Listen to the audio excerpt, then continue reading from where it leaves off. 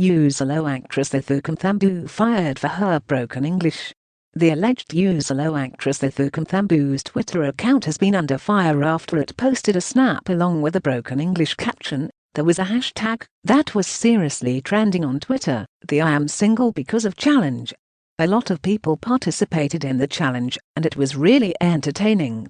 The actress, who is now also on TV drama Masilela, trended after she accidentally used an incorrect word on a tweet. She was absolutely slammed and became a joke after she said find instead of found. She tweeted, "I am single because I haven't found a good man." With no waste of time, some tweets quickly reacted to her English, and here are some of the reactions. Mzansi choreographer Bontil Modisal might end up getting crowned for the viral Busset challenge. The choreographer proves worthy of her skill as she added a little twist to